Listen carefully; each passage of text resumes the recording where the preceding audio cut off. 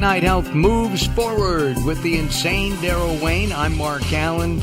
During this hour, we're going to talk about hearing loss and hearing aids as we continue our discussion and focus on hearing. This part of Late Night Health, we're going to take a look at food and food facts, maybe some scare tactics as well, and maybe I can convince our guest, even though she has a doctorate and she's much smarter than I am, about some of the preservatives and junk that they're throwing into food right and left. A frequent guest here, Felicia Stoler. She's got a master's degree. She's got a doctorate. I always forget to call you doctor. That's all right. And an exercise physiologist, registered dietitian, nutritionist. You've got so many things after your name. We're out of time. Thank you, Felicia, for being with us. Her book is Skinny Jeans. Let's see. Wait a second. I've got it right here. Living Skinny and Fat Jeans. Yeah, living skinny. That's right there. Living skinny and fat jeans. Do we have to be fat even though, maybe our parents and grandparents were overweight? Well, I'll tell you the truth. Now that you can do things like 23andMe, you can actually find out what your genes are and see whether or not you have fat genes or whether or not it's your family's habits and lifestyles and behaviors. Well, I know that when I don't really have fat genes. How about that? I've seen your genes. They are skinny. I know that. I legitimately had my 23andMe done, and it turns out my genetic predisposition, what I'm coded for, is to be of average weight. And what are you, skinny or average? I think I'm athletic on the thinner side, on the thin side. But people, other people might call me skinny, but I spoke to my family about my family members that are overweight, about their being overweight, and I told them, looks like it's not really in our genes, folks. So we've talked about epigenetics on the show, which is a kind of a new science where you can do as much as you can to fight your gene disposition. But a couple of weeks ago, we were talking about people from South America, Mexico, India, and Asia who moved to the United States, where their families are skinny because they eat healthy food, clean food, and they come here and they're eating at Mickey D's and making the American diet part of their diet, and they gain weight. It's called acculturation. There's actually a word for that. Wow. Where you basically adapt to the culture of the country that you're in. And, I've watched a lot of folks. I like Indian food, and when I first started doing yoga, I used to do it at someone's home, where after we did yoga, we'd have a vegetarian meal. And, this woman would say, oh, I don't understand, in India, everybody's so thin. And here they're not. I'm watching her fry all of her, spices. And I'm like, oh, my God, go a little light on the oil, would you? From my vantage point, that's what I'm looking at, some of that stuff. I think you get a little heavy-handed with that oil there. I don't know. Maybe that's just me, but... Well, but there's things like the keto diet, and when somebody like Daryl or I, as guys, and I just saw my own personal physician a few weeks ago, and he said if you were to go on the keto diet, you drop weight quickly. I probably need to lose 15 pounds, which are always the hardest. And but the question is whether or not that's sustainable. That's the problem, because you can't just eat fat and no carbs. It's just right. I would cheat in a heartbeat for a candy bar. I know I would. Well, yeah. I mean, there's lots of things, I think. There are lots of ways of eating that I think are way more sustainable and healthy. And, one of my clients just texted me. I've been recommending that she eats more Flexitarian, and she's like, oh, my gosh, I'm loving it. I'm really loving it. What is that word again?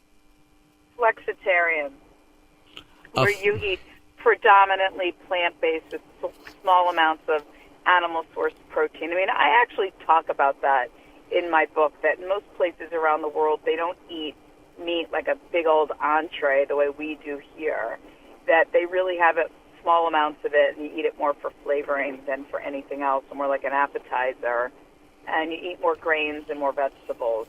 And so that's, you know, when you think about overall health, you think about all the diseases and ailments and things that people can get and are subject to, and you look at overweight and obesity and diabetes and heart disease. You know, I spoke to someone today who had survived anal cancer, and I said, well, do you eat a lot of plant foods? And she just sort of looked at me. She said, well, they're kind of in my diet. I'm like, so you should make up most of your diet. Yeah. And she said, why? I said, well, because, you know, it's not just the fiber and the vitamins and minerals, it's the plant pigments that have anti-cancer properties. Did somebody never tell you that? I like antioxidant properties. I like spicy foods, and I know Daryl likes really spicy foods. Do you like Indian food, Daryl? Oh, very much. I like Indian food quite well. And so the other day I stopped for lunch at a Whole Foods, and they had several Indian dishes, and for like $6, I was full. It was vegetarian. I don't know if it was vegan. I'm pretty sure it may have been, but there wasn't any animal in it. I was full, satisfied. It was spicy. I did miss the chutney. They didn't have that, but it was really good. Yeah. And I try to do that a couple times a week, you know, eating plant-based food. I do like animals. Particularly chicken and fish. Yeah. Yeah. So, again, there's lots of reasons to eat different foods, and actually some of the foods that were on the list of things that we're going to talk about today, right, involve animal foods, plant foods, and, really about debunking some misinformation that's out there. Let's talk about let's talk about this. We've talked about eggs before on the show. Seems to me that it changes. One time, don't eat eggs more than once a week. Now you can eat eggs 3 times a week. Now you can eat eggs 4 times a week. It's okay to have eggs every day. To me, eggs are, and this is coming from you. Eggs are nutritious. They're inexpensive, and you can do so many different things with them. Yeah, absolutely. I probably eat at least an egg a day. That's my go-to, backup protein source. But first of all, eggs, beans, and dairy are the cheapest forms of animal source protein, I should say. It's not the beans, but they are the least expensive forms of amino acids and proteins that people can have. So let's start with that. When people talk about foods and food budgets, and people think, oh, it's really expensive to eat healthy. No, it's not. And whether you eat eggs, scrambled or omelets, every Sunday I make about 6 hard-boiled eggs, and I, make them myself. You could buy them pre-hard-boiled if you're really lazy. And, again, you've got choline, you've got lutein, you got these great essential fatty acids. Eggs are the protein by which amino acid content of every other food is compared. It is considered the perfect protein. And, I didn't like eggs as a kid because my mother overcooked the eggs. So did my dad. And I never knew what a runny yolk was. A runny yolk to me is one of the best tasting things in the world. Oh, yeah, now I eat them. I'm sorry? I usually like that too, poached or over easy. My kids think it's absolutely disgusting. Yeah, fortunately, my kids like it. My son, who's a chef, makes a great hollandaise sauce, which is basically almost raw egg yolk. What about eggs? You can buy eggs for $1 a dozen or $5 a dozen. Does it matter if it's clean? And by clean, I'm meaning organic, and the chickens are not fed grain. In your opinion? What? I think, I just want to focus on people eating foods that fit within their budget and understanding what the parameters are for what's, healthy.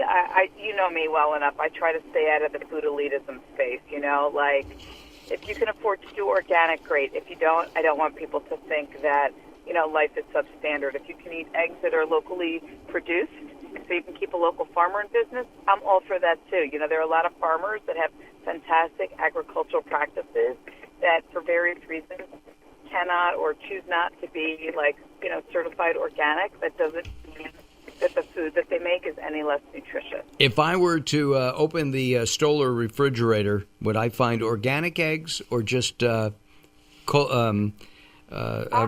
eggs?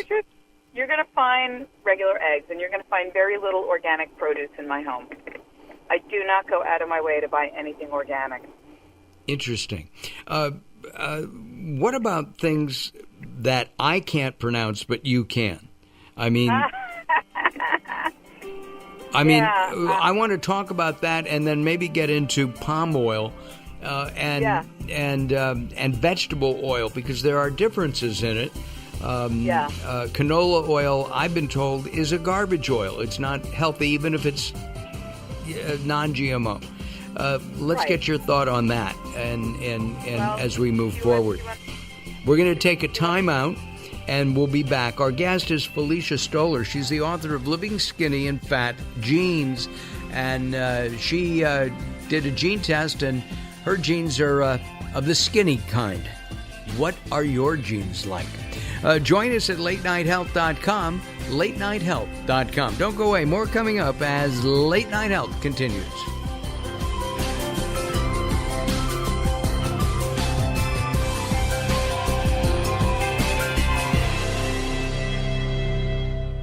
Welcome to Guide to the Soul.